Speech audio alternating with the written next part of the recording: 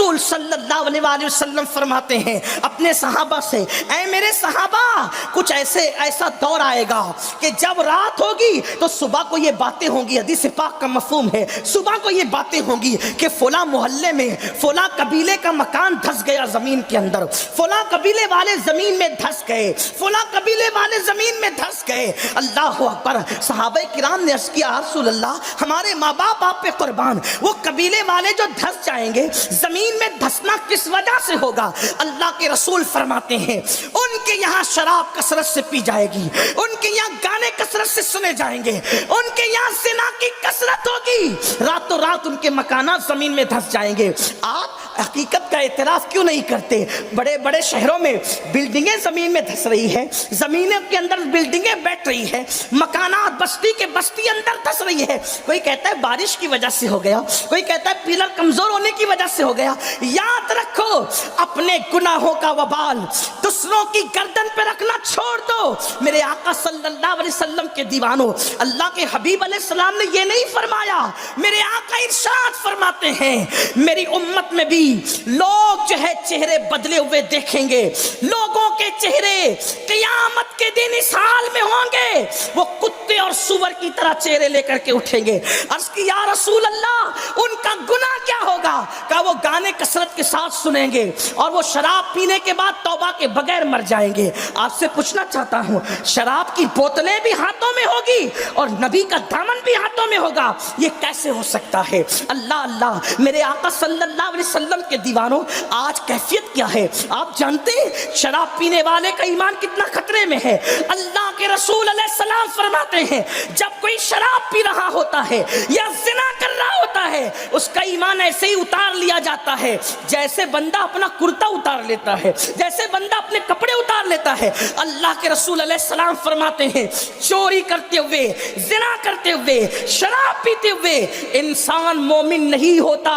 अल्लाह अल्लाह। और इमाम इब्न हजर तो ये भी हदीस लाए नसाई शरीफ के जरिए से लिखते हैं कि जो शख्स शराब पीते हुए मरा, शराब के नशे में मरा, बल्कि यहाँ तक लिखा हदीस पाक का मफहूम है कि जिसके पेट में शराब होगी 40 दिन तक उसकी ना फ़र्ज़ कबूल है, ना नफ़ल कबूल है, ना दुआ कबूल है। उसी हालत में मरेगा तो वह अल्लाह से इस तरह मिलेगा जैसे मुशरिकीन, बुतों के पुजारी।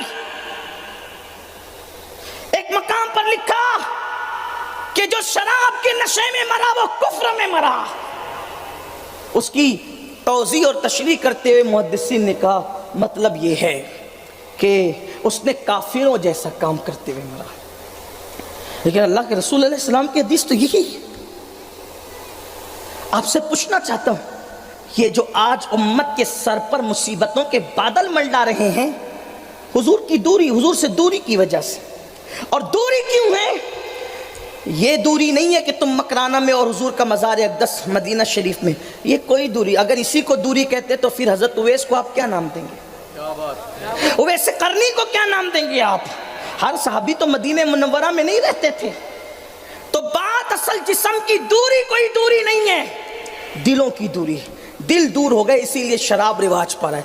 बल्कि हज़रत इमाम फ़ुज़ैल इब्न अयास तो कहते हैं, वाक़या नहीं बताना मेरा मकसद है, सिर्फ इतना कहना चाहता हूँ, एक शागिर्द की नज़ा के वक्त, सकरात के वक्त फ़ुज़ैल इब्न अयास गए तो वो सकरात में था, उसको कहा कलमा पढ़, कलमे की तलकीन की, नहीं पढ़ा। आखिरी में जब कलमे की तलकीन पे ज़ोर दिया तो उसने कहा मैं इस कलमे से बेजार हूँ, मैं नहीं पढ़ता। कोई छोटा मोटा आदमी नहीं था वो, फ़ुज़ैल इब्न अयास का शागिर्द था, अपने वक्त का मुहद्दिस और आलिम था। हज़रत फ़ुज़ैल इब्न अयास कहते मैं तो रोते हुए आ गया कि उसका खात्मा कुफ्र पे हुआ। अब तुम्हारा है कि कर क्या सकता था, वापस आ गया और दुआ करता था, अल्लाह उसको मुझे ख्वाब में दिखा, मैं पूछूं इतना बड़ा आलिम और मुहद्दिस काफिर कैसे हो, कलमे का इनकार कैसे कर दिया इसने। जब वो मुझे दिखा तो कहते मैंने उसको ख्वाब में देखा कि डामर का, तारकोल का लिबास उसके जिस्म पे और वो जहन्नम की आग में जल रहा है, रो रहा है। मैंने पूछा बता, तेरे पास इल्म था, तकवा था, सब कुछ था, फिर तू कैसे काफिर होके मरा, कलमे का इनकार करके कैसे मरा? उसने कहा बात तो ये कि तकवा परहेजगारी सब थी, लेकिन ऐसी बीमारी में मुब्तला हो गया था कि एक हकीम ने मुझे मशवरा दिया था, अगर साल में एक मरतबा एक कटोरा शराब पी लोगे तो तुम्हारी बीमारी दबी रहेगी। साल में एक बार एक कटोरा भर के शराब पी लेता था, उसी की नहुसत है, मरा तो कुफ्र पर मरा। جو سال میں ایک بار شراب پیے بطور دوا، وہ کافر ہو کے مرتا ہے۔ جن کی شادیوں میں شراب تقسیم ہو رہی ہو، کسی بہت بڑے بزرگ کا قول ہے، ہندوستان کے سنی مسلمانوں، آج تم اپنی دفاع کا سوچ رہے ہو، اپنے تحفظات کا سوچ رہے ہو۔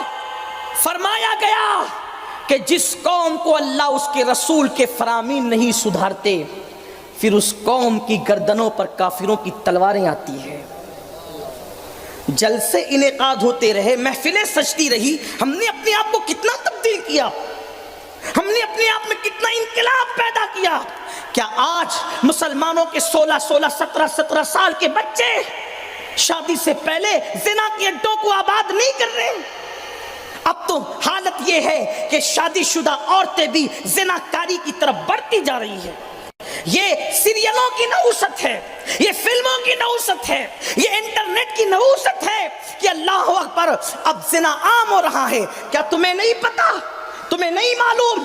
اللہ کے رسول صلی اللہ علیہ وآلہ وسلم فرماتے ہیں کہ زانی اور زانیہ کو اس کی قبر میں میری امت کے نصف عذاب دیا جائے گا۔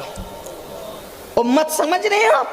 اگر ظاہری مفہوم لے لے تو یہ کہ حضور کے ظاہری دور سے امام مہدی تک، یہ حضور علیہ السلام کی، یہ حضور کے ظاہری مفہوم ہے، حضور کے فرمان کا، حضور کے ظاہری دور سے لے کر امام مہدی کی آمد تک، اب اس نے درمیان میں جتنے پاپی پیدا ہوئے، ان پاپیوں کو سب کو ملا کر جتنا عذاب ہوگا، اس کا نصف اور آدھا عذاب زانیوں کو دیا جائے گا۔ ایک ہتھوڑا کوئی سر پہ مار دے تو انجام کیا ہوتا ہے؟ امت کا نصف عذاب زانیوں پہ ہوگا۔ ہے برداشت کرنے کی طاقت، ہے برداشت کرنے کی قوت؟ پھر انٹرنیٹ پہ بیٹھ کر زنا کے مناظر دیکھ کر پھر اسی کو اپنی زندگی میں عملی طور پر کرنے والے یہ کیوں نہیں سوچتے کہ اللہ کے حبیب نے فرمایا حق ہے، اس میں شک بھی نہیں کیا جا سکتا۔ کیا کوئی اتنا عذاب برداشت کر سکتا ہے؟ بادل اگر آ جائے اور گرمی ہو جائے تو انسان اس کو برداشت نہیں کر سکتا، تو آپ مجھے بتائیں جب نصف امت کے برابر عذاب ہوگا زانی اور زانیوں کو، بتائیں 2 منٹ کی لذت کے لیے، 5 منٹ کی لذت کے لیے اتنا بڑا عذاب، نصف امت کے برابر عذاب۔ میرے آقا علیہ السلام کے دیوانوں، اگر ہماری گردن میں صرف کوئی جو ہے نا سوئی دنیا کے چولہے پہ گرم کر کے ڈال دے تو بھی اس کا چٹکام برداشت نہیں کر سکتے۔ اپنے جسم سے تمہیں نفرت ہو گئی، اپنے جسم سے تمہیں محبت نہ رہی، یاد رکھو جب زنا کرنے والے مردوں اور عورتوں کو نصف امت کے برابر عذاب دیا جائے گا تو پھر یہ مصیبت تو اس کے سامنے ہلکی ہے جو دشمن اس وقت پوری دنیا میں تمہیں دے رہے ہیں، پوری دنیا میں جو تمہیں نقصان پہنچ رہے ہیں۔